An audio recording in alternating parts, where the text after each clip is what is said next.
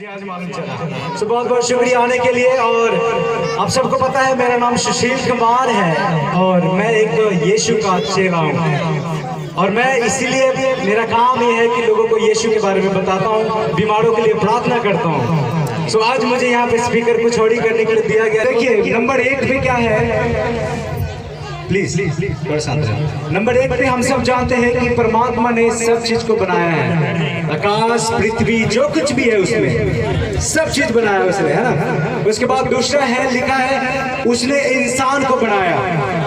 आराम से सुन लेना, उसने इंसान को बनाया।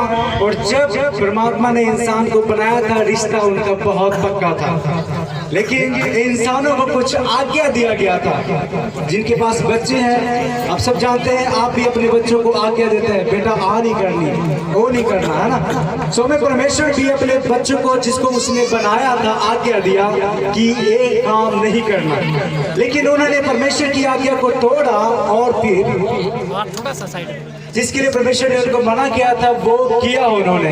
उसके बाद क्या हुआ, उन्होंने परमेश्वर की आज्ञा को तोड़ा, इसलिए वो पापी हो गए। और पापियों के साथ परमात्मा नहीं रह सकता क्योंकि वो परम पवित्र है। और इसलिए वो इंसानों से दूर हो गया। और इंसान अपनी मर्जी से, ये देखिए, अपनी मर्जी से उसे ढूंढने का कोशिश करता है। हर एक काम करता है इंसान परमात्मा को ढूंढने के लिए, उसको पाने के लिए। लेकिन हमारे शरीर से या फिर हमारे शरीर के किए हुआ काम से परमात्मा नहीं मिल सकता क्योंकि हम सब पापी हैं। कोई नहीं कह सकता कि हमने पाप नहीं किया, सबने पाप किया है, मुंह से, सोच से, कर्म से, हाथ से।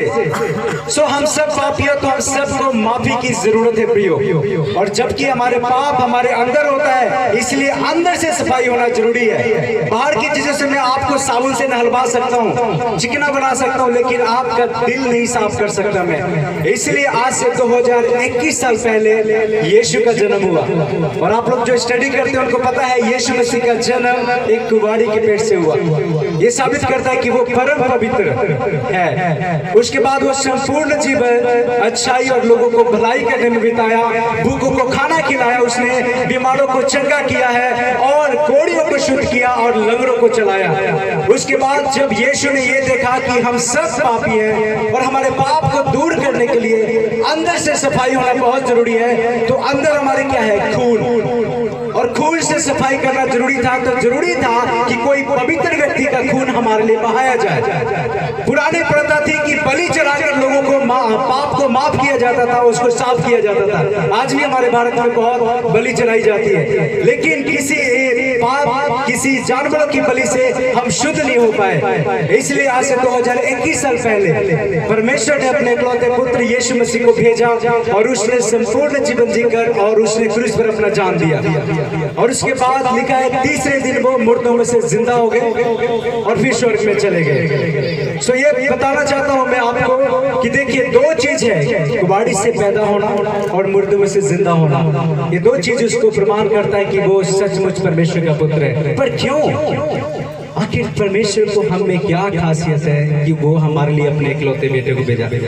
बाइबल में लिखा हुआ है कि परमेश्वर ने हमें बनाया इसलिए वो हमसे प्रेम करता है। याद रखना, अगर किसी ने फोन बनाया है तो अगर वो खराब हो जाएगा तो उसको वो ठीक कर सकता है अच्छे से, लेकिन अगर बाहर किसी कबाड़ के दुकान पे किसी और को दे दो, वो ठीक नहीं कर पाएगा। हम सब पापी हैं और हम सब ने पाप किया है, इसलिए जो परमेश्वर जिसने हमें बनाया वही हमें साफ कर सकते हैं। आमीन। तो आप सब जानते हैं प्रियो कि जब यीशु इस दुनिया में थे तो बहुत भीड़ के भीड़ लोग उसके पास आया करते थे, उससे माफी मांगते थे और वो उनको पाप से माफ कर देता था। तो उसके बाद लोग चंगे हो जाते थे। आज बहुत सारे लोग हैं जो चर्चेस में जाते हैं चंगाई के लिए, लेकिन यीशु मसीह एक और खास उपहार देने आया हमें, और लिखा है वो हमें अनंत जीवन देने आया है। हम सब अच्छे से खाना पीना खाते हैं, काम कर रहे हैं। क्या आपको लगता है कि जिंदगी इतनी है?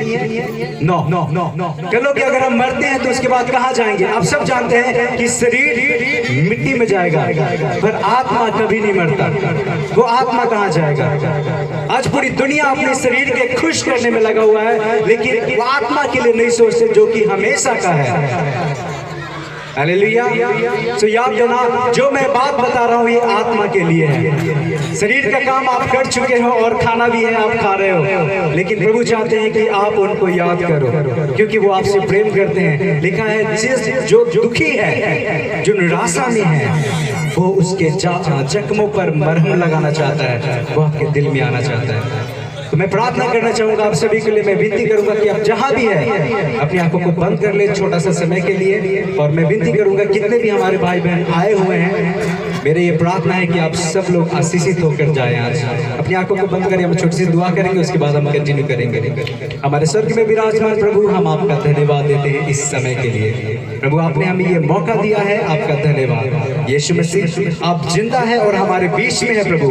प्रभु इसके लिए मुझे प्रमाण देने की जरूरत नहीं, आपका वचन कहता है प्रभु, जब कभी भी हम आपको बुलाते हैं आप हमारे बीच में आते हैं प्रभु। खुदावन जितना भी हुआ प्रभु, हमने आपके बारे में आपके लोगों को बताया है प्रभु। आप आशीष दीजिए अपने लोगों को खुदावन, ताकि हे पिता जब ये इस जगह पे आए हैं प्रभु, और भी पार्टी में गए हैं, नाच गा के वापस आ गया, लेकिन पिता जब ये जगह पे आए हैं तेरे दास के बोलने के कारण इन सबको तू आशीष दे।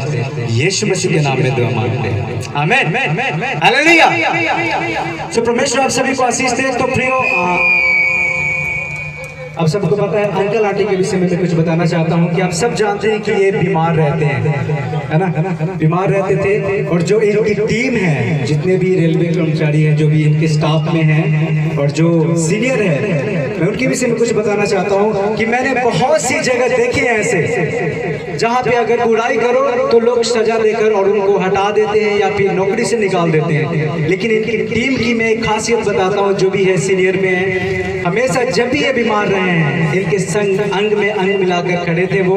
और कई बार ऐसे बीमार होकर वो गिर गए, तो इनमें से किसी ने फोन कर हमें बुलाया है और हम सब ने जाकर उनको उठा के लिया। तो मैं बहुत बहुत दिल से धन्यवाद देता हूँ। और आज जब ये रिटायरमेंट ही हो जाएगा तो याद रखना, रिटायरमेंट ही है, हम सब दूर नहीं हो जाएंगे। अब जब कभी भी आप अपने घर में हो तो याद करेंगे कि हम किसी ऐसे पार्टी में भी गए थे। ओके, तो जो बातें मैंने आपको बताया है, याद रखना, हो सकता है कि मैं गलत बोलूंगा, लेकिन जिस दिन आप अपने दिल में यीशु को बुलाएंगे वो खुद आपसे बात करेगा। मैं कोई बाबा नहीं हूँ, मैं कोई फकीर नहीं, परंतु मैं बस उसका एक चेला हूँ। और मैं नहीं चाहता कि आप एक चंगाई के लिए मुझे फोन करो और मुझसे प्रार्थना करवा लो। नो, आप खुद उससे मिलिए, वो आपके दिल में आना चाहता है, क्योंकि वो आपसे प्रेम करता है, क्योंकि उसने आपको और हम सबको बनाया है। ये खास बात है, क्योंकि जब उसने हमें बनाया है इसलिए उसके दिल में हमारे लिए दर्द है। बहुत सारे लोग यीशु को धर्मों में बांट दिया, लेकिन वो किसी धर्म का नहीं है। मेरा नाम सुशील कुमार है, एंथनी गुन सर्विस नहीं, लेकिन मैं प्रभु पे विश्वास करता हूँ। क्यों? क्योंकि आज से 8 साल पहले उसने मेरे जीवन को छुआ, लेकिन फिर भी मैं 6 साल तक नकली मसीह बन के घूमता रहा। अब सब मुझे बचपन से जानते होंगे, कुछ लोग, हमने भी बहुत सारी बुराइयां की है जगराओं में, लेकिन प्रभु ने 2 साल पहले मुझे दर्शन दिया और मुझे बदला है। अब मैं एक नया जीवन पाया हूँ। तो पाप से दूर रहना है, क्योंकि हम सब जानते हैं कि जाने और अनजाने में हमसे गलतियां होती रहती है, लेकिन प्रभु चाहते हैं आपको दिल को साफ करने के लिए। तो आप अपना दिल अपने आप से साफ नहीं कर सकते, इसलिए जब हम यीशु के ऊपर विश्वास करते हैं तो विश्वास के द्वारा हमारा पाप माफ होता जाता है। क्योंकि मान लो कि मैंने कोई गलती किया है और भाई रवि है, इसने जो सजा देने वाला है उनके पास गया और उनको कहा देखो मेरे भाई को माफ कर दो, उसकी सजा मैं ले लेता हूँ, और इसने खुद मृत्यु सह लिया मेरे लिए, तो क्या मुझे सजा मिलेगा? नहीं मिलेगा प्रियो, क्योंकि इसने मेरी सजा ले लिया। उसी के साथ ऐसा ही हुआ है कि जब हम पापी थे तो हम सब नाश होने वाले थे, तो यीशु मसीह ने हमारी सजा को अपने ऊपर लिया और क्रूस पर चढ़ाया गया। उसके मौत के द्वारा हम आशीषित होते हैं। विश्वास करें, प्रभु हम सभी को आशीष दे। आगे के समय हम चलेंगे। बहुत बहुत धन्यवाद सुनने के लिए।